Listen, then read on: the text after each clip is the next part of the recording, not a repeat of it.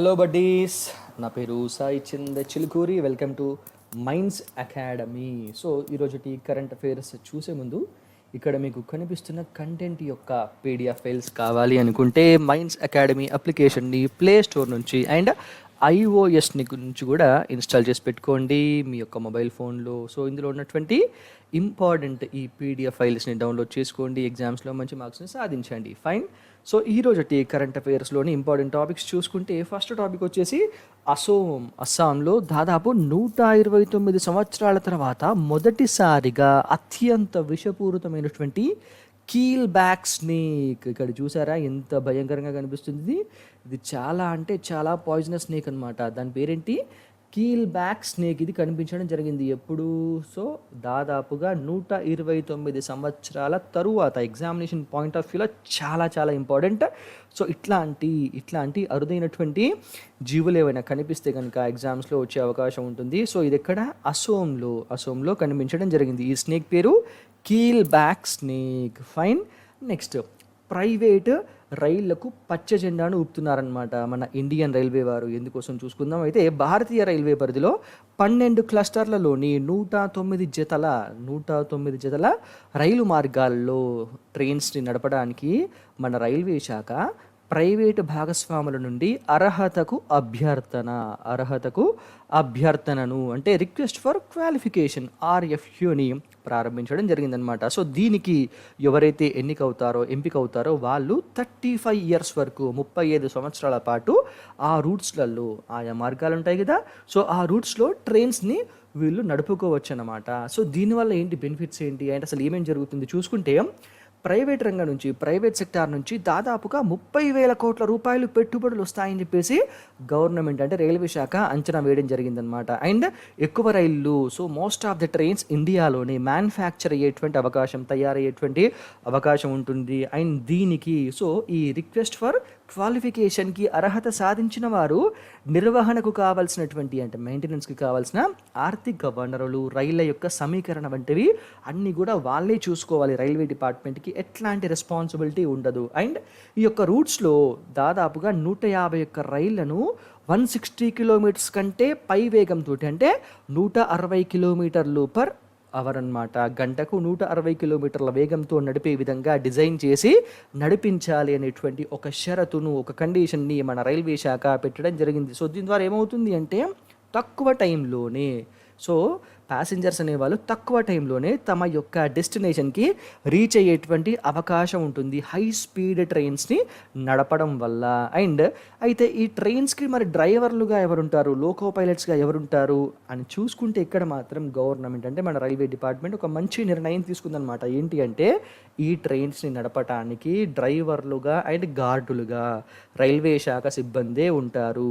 మిగతా rest of the staff మాత్రము private వారు రిక్రూట్ చేసుకోవాలి. బట్ ఎందుకంటే ప్రజల యొక్క ప్రాణాలతోటి ముడిపడినటువంటి విషయం కాబట్టి, సో ఒక్కసారి కనుక ఏమాత్రం చిన్న యాక్సిడెంట్ అంటే ఒక నిర్లక్ష్యంతో చిన్న యాక్సిడెంట్ జరిగినా కూడా ఎంతోమంది ప్రాణాలు పోయేటువంటి అవకాశం ఉంటుంది. కాబట్టి దీంట్లో మంచి శిక్షణను పొందినటువంటి లోకో పైలట్స్, సో గవర్నమెంట్లో ఉన్నటువంటి రైల్వే డిపార్ట్మెంట్లో ఉన్నటువంటి లోకో పైలట్స్ అండ్ గార్డులు ఈ యొక్క సిబ్బంది మాత్రం ఉంటారు ఈ ట్రైన్స్ని నడపడానికి, గార్డులుగా ఉండడానికి. మిగతా వాళ్ళంతా ప్రైవేట్ వారు. సో ప్రైవేట్ వారిని ఆ యొక్క ప్రైవేట్ డిపార్ట్మెంట్ ఏదైతే ఉంటుందో ఆ కంపెనీ వాళ్ళే రిక్రూట్ చేసుకుంటారనమాట. ఈ రెండు విషయాల్లో తప్ప examination point of view important. And ticket ధర, టికెట్ కాస్ట్తో పాటు ఫుడ్, తర్వాత ప్రయాణికులకు దుప్పట్లు, తర్వాత ఆ ట్రైన్స్ యొక్క మెయింటెనెన్స్ అంటే పరిశుభ్రతను ప్రైవేటు వారే చూసుకోవాలి. రైల్వే డిపార్ట్మెంట్కి ఎట్లాంటి సంబంధం ఉండదన్నమాట. మరి దీంతో బెనిఫిట్స్ ఏమున్నాయి చూసుకుంటే, లక్నో ఢిల్లీ మధ్య IRCTC రీసెంట్గా తేజస్ ట్రైన్స్ నడిపింది కదా, ప్రైవేట్ ట్రైన్స్ తేజస్ ట్రైన్స్ని ప్రవేశపెట్టడం జరిగిందనమాట. సో ఈ విధంగా తేజస్ వచ్చిన తర్వాత ఈసారి పెద్ద ఎత్తున, చాలా భారీ ఎత్తున రైలు మార్గాల్ని ప్రైవేట్ ట్రైన్స్ కోసం తీసుకొస్తుంది మన గవర్నమెంట్. అండ్ ప్రైవేట్ రంగాన్ని ఆహ్వానించడం వల్ల విమాన తరహా సదుపాయాలతోటి అంటే లగ్జూరియస్, మంచి విలాసవంతమైనటువంటి ప్రయాణాన్ని, ఆధునిక రైళ్ళు, సో ఆ యొక్క విలాసవంతమైనటువంటి ప్రయాణాన్ని అందించేటువంటి మోడర్న్ టెక్నాలజీతో ఉన్నటువంటి ట్రైన్స్ అందుబాటులోకి వస్తాయి. అండ్ వాటి యొక్క మెయింటెనెన్స్ ఎక్స్పెండిచర్, నిర్వహణపరమైనటువంటి ఖర్చు, ప్రయాణ సమయం, ట్రావెలింగ్ చేసేటువంటి ఆ టైం డ్యూరేషన్ కూడా తగ్గే అవకాశం ఉంటుంది. సో ఈ విధంగా వీళ్ళు ఇన్వెస్ట్మెంట్స్ చేసినప్పుడు రిక్రూట్మెంట్ ఉంటుంది కదా, సో ఆ విధంగా స్థానికంగా ఉండేటువంటి యూత్కి ఉద్యోగ అవకాశాలు కూడా పెరుగుతాయి. నెక్స్ట్ ఏంటంటే భద్రత కూడా పెరుగుతుంది అని చెప్పేసి చెప్పడం జరిగింది. ఫైన్, అంటే ఈ విధంగా బెనిఫిట్స్ ఉంటాయని చెప్పింది. అండ్ ప్రయాణికులకు, ప్యాసింజర్స్కి ప్రపంచ స్థాయి సౌకర్యాలు అదేవిధంగా మంచి ప్రయాణ అనుభవం కూడా లభిస్తుంది. సో దీనివల్ల అండ్ సీట్ల యొక్క కొరత కూడా, అంటే సీట్లు తక్కువగా ఉండడం, తక్కువ బోగీలు కోచెస్ ఉండడం అటువంటిది ఉండకుండా ఒక్కొక్క ట్రైన్కి 16 కోచెస్ని 16 బోగీలు ఉంచాలనేటువంటి పెట్టడం కూడా జరిగింది. సో దీని ద్వారా ఏంటి అంటే సీట్ల యొక్క కొరత అనేటువంటిది ఉండదు, మంచి మనకు అందుబాటులోనే సీట్స్ ఉంటాయి. అండ్ ప్రైవేటు సంస్థలు రైలు మార్గాల్ని ఉపయోగించుకున్నందుకు స్థిర ఛార్జీలు, ఇంధన ఛార్జీలు, స్థూల ఆదాయంలో వాటా అనేది చెల్లించడం జరుగుతుంది రైల్వే డిపార్ట్మెంట్కి. ఫైన్, సో ఈ విధంగా రైళ్లలో ఈ విధంగా రూట్స్ని ప్రైవేటైజ్ చేయడం వల్ల గవర్నమెంట్కి, స్థానికంగా ఉండేటువంటి యూత్కి అండ్ పెద్ద ఎత్తున పెట్టుబడులు రావడానికి అవకాశం కూడా ఉంటుంది అని చెప్పేసి గవర్నమెంట్ భావించి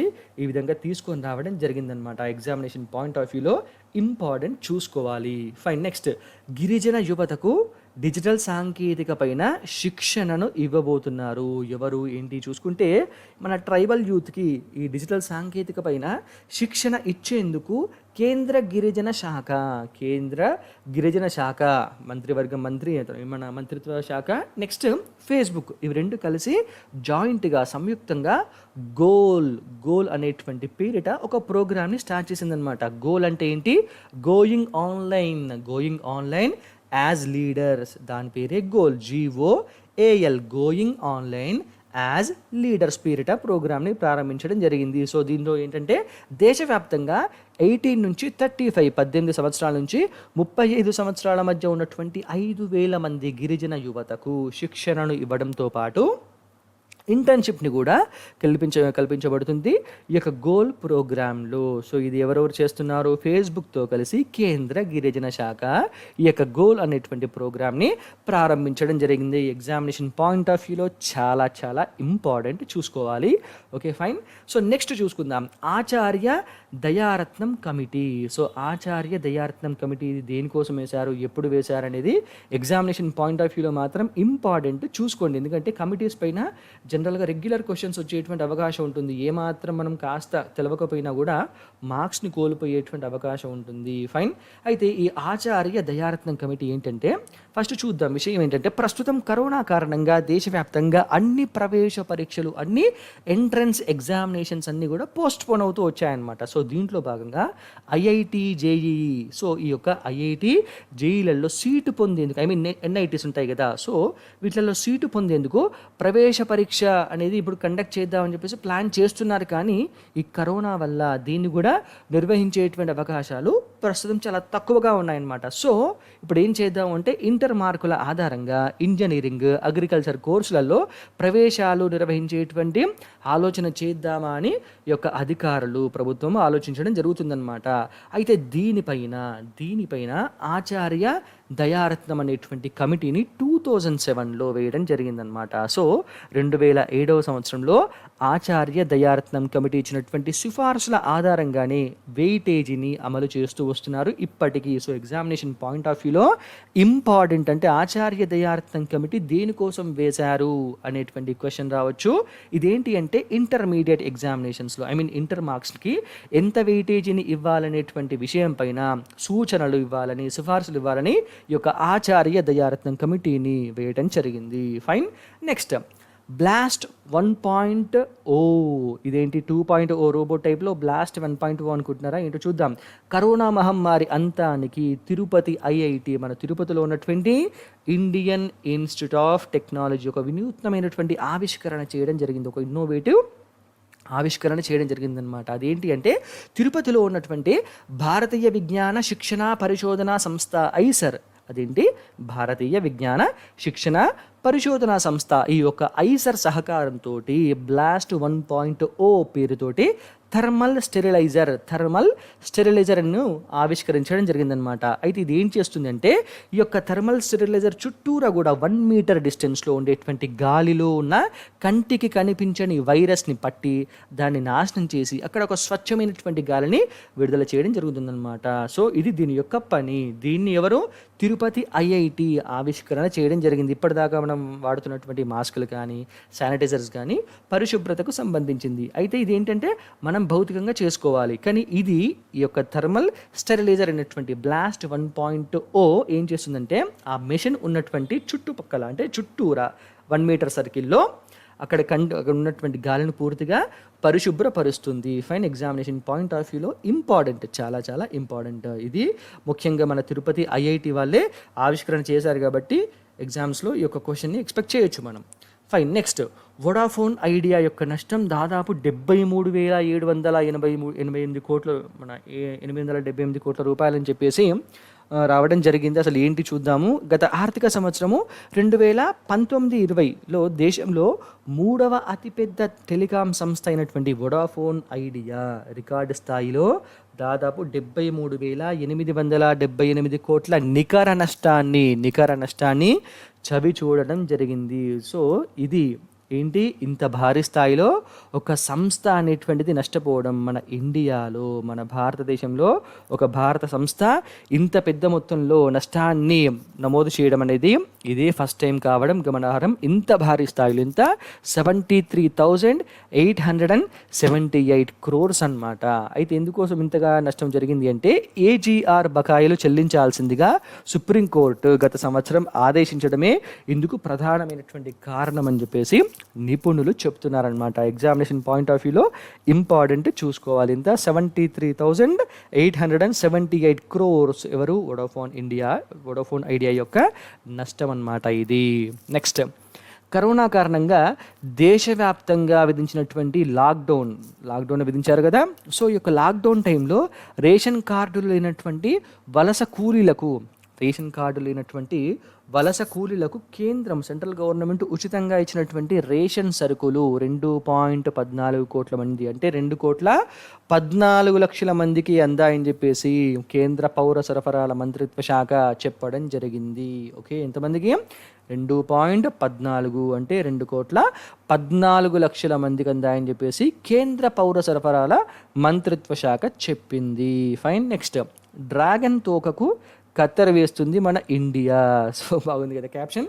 సరిహద్దుల్లో 20 మంది భారత సైనికుల యొక్క మరణానికి కారణమయ్యి కయ్యానికి కాలు దూస్తున్నటువంటి చైనాను భారత్ ఆర్థికంగా దెబ్బ కొట్టేందుకు, ఎకనామికల్గా ఫైనాన్షియల్గా దెబ్బ కొట్టేందుకు తగిన విధంగా ఎత్తులు వేస్తూ వస్తుందన్నమాట మన ఇండియన్ గవర్నమెంట్. అందులో భాగంగా ఇప్పటికే దాదాపు 59 చైనా అప్లికేషన్స్ని నిషేధించడం మనందరం కూడా తెలుసుకున్నాం. సో వీటితో పాటు మన ఇండియన్ గవర్నమెంట్ మరికొన్ని కీలకమైనటువంటి నిర్ణయాలు తీసుకుంది. వాటిని ఇంప్లిమెంట్ చేయడానికి ఆల్రెడీ ప్రాసెస్ని స్టార్ట్ చేసిందనమాట. దీనిపైన మన కేంద్ర మంత్రివర్యులైనటువంటి నితిన్ గడ్కరీ గారు ఈ విషయాలు మొత్తం కూడా చెప్పారనమాట. అవి ఏంటంటో చూసుకుంటే, మన ఇండియాలో, మన భారత్లో హైవే నిర్మాణ ప్రాజెక్టులలో అంటే నేషనల్ హైవేస్ ఉంటాయి కదా, జాతీయ రహదారుల యొక్క నిర్మాణ ప్రాజెక్టులలో చైనా సంస్థలతో పాటు ఆ దేశ సంస్థల భాగస్వామ్యం ఉన్నటువంటి కంపెనీలను కూడా, జాయింట్ వెంచర్స్ని కూడా అనుమతించకూడదు అని చెప్పేసి నిర్ణయం తీసుకోవడం జరిగింది. సో ఆ చైనా నుంచి వచ్చేటువంటి చైనీస్ కంపెనీసే కాకుండా ఈ చైనా కంపెనీస్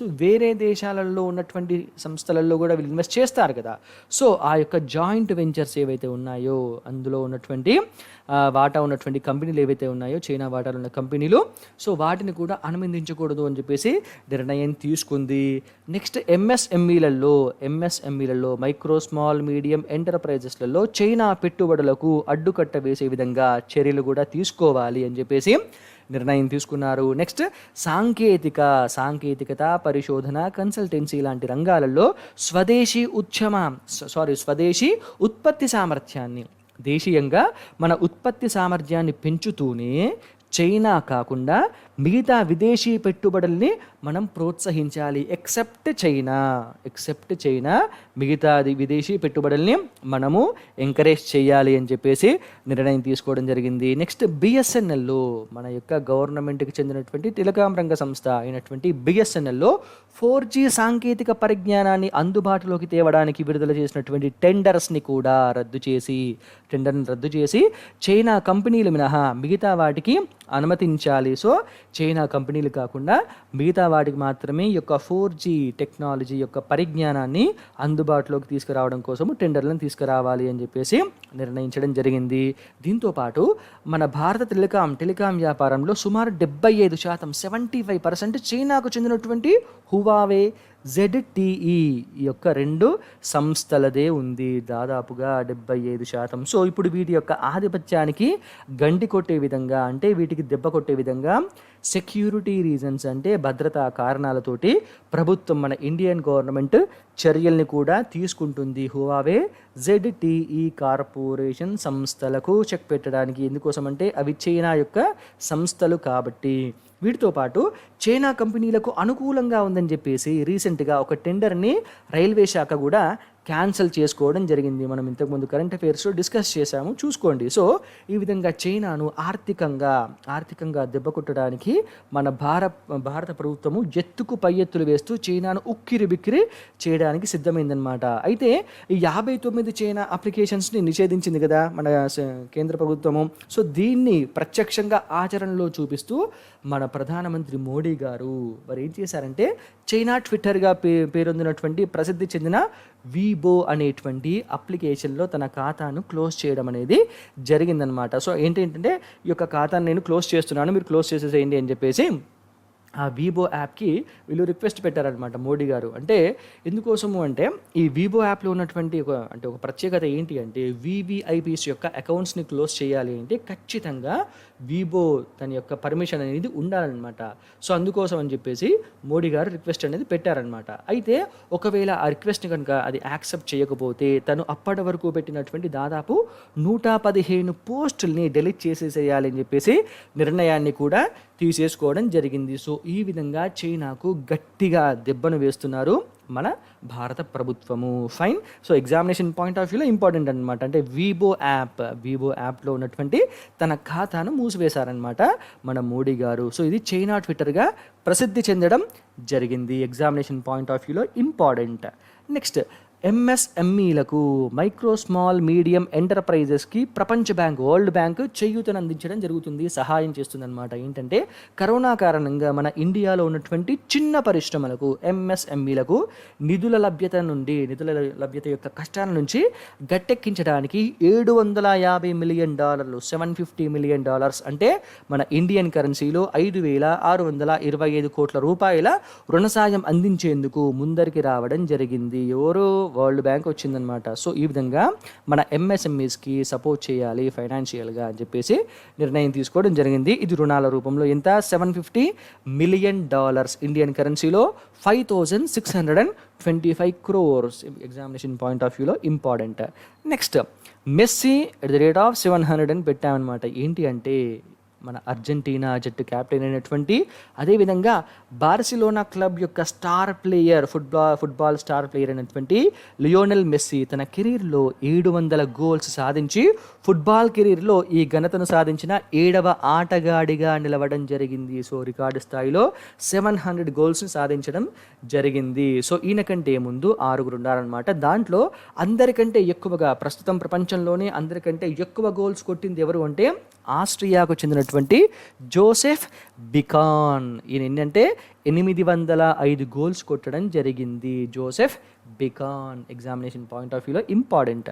నెక్స్ట్ రోడ్డు ప్రమాద బాధితులకు నగదు రహిత చికిత్స అంటే క్యాష్లెస్ ట్రీట్మెంట్ అనేటువంటి ఒక విధానాన్ని రావాలని ఆలోచిస్తున్నట్టుగా కేంద్ర ప్రభుత్వం ప్రకటించడం జరిగిందనమాట. ఎందుకోసం అంటే పాపం వీళ్ళకు యాక్సిడెంట్స్ అయినప్పుడు ఇమ్మీడియట్గా చికిత్సను అందించేటువంటి ఏర్పాట్లు ఉండాలి, లేకపోతే వాళ్ళు మరణించేటువంటి అవకాశాలు చాలా ఉన్నాయన్నటువంటి ఉద్దేశంతో కేంద్ర ప్రభుత్వము ఈ నగదు రహిత చికిత్స క్యాష్లెస్ ట్రీట్మెంట్ అనేటువంటి విధానాన్ని తీసుకురావాలని చెప్పేసి ఆలోచిస్తూ ఉందన్నమాట. సో మీ విధంగా ఆలోచిస్తున్నామని చెప్పేసి అనౌన్స్ చేసింది మన సెంట్రల్ గవర్నమెంట్. ఇందులో ఏంటంటే గరిష్టంగా అంటే మ్యాక్సిమం 2.5 లక్షలు అంటే 2,50,000 రూపాయల బీమా కవరేజీ ఉంటుందని చెప్పేసి చెప్పింది.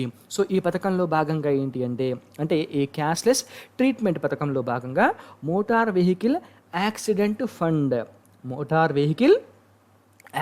ఫండ్ని ఏర్పాటు చేస్తున్నామని, ఇది ఆయుష్మాన్ భారత్కి నోడల్ ఏజెన్సీగా ఉన్నటువంటి నేషనల్ హెల్త్ అథారిటీ పర్యవేక్షిస్తుందని చెప్పేసి కేంద్రం చెబుతూ, దీనిపైన మీ యొక్క అభిప్రాయాలు చెప్పాలని చెప్పేసి స్టేట్స్కి అన్నిటికి కూడాను రిక్వెస్ట్ చేస్తూ లెటర్ పంపడం జరిగిందనమాట. సో చూద్దాం మరి ముందు మన స్టేట్స్ ఏమంటాయో. నెక్స్ట్ రణ్బీర్ సింగ్ కమిటీ వేయడం జరిగింది. దేనికోసం అంటే క్రిమినల్ లాస్ ఉన్నాయి కదా, క్రిమినల్ చట్టాలు. సో ఈ యొక్క చట్టాలలో తీసుకురావాల్సినటువంటి రిఫార్మ్స్, సంస్కరణలను, ఈ యొక్క క్రిమినల్ చట్టాలలో తీసుకురావాల్సినటువంటి సంస్కరణల్ని సిఫారసు చేయాలని చెప్పేసి కేంద్ర హోం మంత్రిత్వ శాఖ రణ్బీర్ సింగ్ కమిటీని ఏర్పాటు చేయడం జరిగింది. నేను ఇంతకుముందే చెప్పాను కదా, కమిటీస్ అనేటువంటివి చాలా చాలా ఇంపార్టెంట్ ఎగ్జామినేషన్ పాయింట్ ఆఫ్ వ్యూలో, కాబట్టి ఖచ్చితంగా మనం గుర్తుంచుకోవాలి. సో ఈ రణ్బీర్ సింగ్ కమిటీ దేనికోసం వేశారు? క్రిమినల్ చట్టాలలో తీసుకురావాల్సినటువంటి సంస్కరణలు, రిఫార్మ్స్ని సిఫార్సు చేయాలని చెప్పేసి కేంద్ర హోం మంత్రిత్వ శాఖ. అండ్ అడుగుతుండొచ్చు, ఏ మంత్రిత్వ శాఖ రణ్బీర్ సింగ్ కమిటీని ఏర్పాటు చేసింది అని చెప్పేసి కేంద్ర హోం మంత్రిత్వ శాఖ. ఫైన్. నెక్స్ట్ మాజీ ఆర్బీఐ గవర్నర్ అయినటువంటి సి రంగరాజన్ గారికి మొట్టమొదటి పీసీ మహలనోబిస్ అవార్డు భరించడం జరిగింది. ఎగ్జామినేషన్ పాయింట్ ఆఫ్ వ్యూలో చాలా చాలా ఇంపార్టెంట్. ఎవరికి వచ్చింది పీసీ మహలనోబిస్ అవార్డు? మన మాజీ గవర్నర్ అయినటువంటి RBI reserve bank of India మాజీ గవర్నర్ అయినటువంటి సి రంగరాజన్ గారికి పీసీ మహలనోబిస్ అవార్డు రావటం జరిగింది. ఫైన్. నెక్స్ట్ కొత్త అంబులెన్సులు మనం నిన్న డిస్కస్ చేశాము, ఈరోజు కూడా చూద్దాము. రాష్ట్రంలో రోగులు, శిశువుల యొక్క మరణాలు తగ్గించడమే లక్ష్యంగా 1088 నూతన అంబులెన్సులను మన ఆంధ్రప్రదేశ్ సీఎమైనటువంటి వైఎస్ జగన్మోహన్ రెడ్డి గారు విజయవాడలోని బెంచ్ సర్కిల్లో ప్రారంభించడం జరిగింది.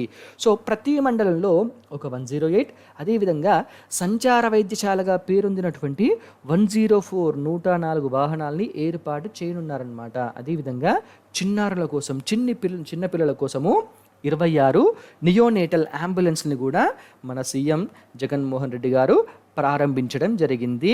ఎగ్జామినేషన్ పాయింట్ ఆఫ్ వ్యూలో ఇంపార్టెంట్. ఎప్పుడు? నిన్న జూలై 1 నాడు ప్రారంభించడం జరిగింది. ఎన్ని? 1088 అంబులెన్సెస్ని. ఫైన్.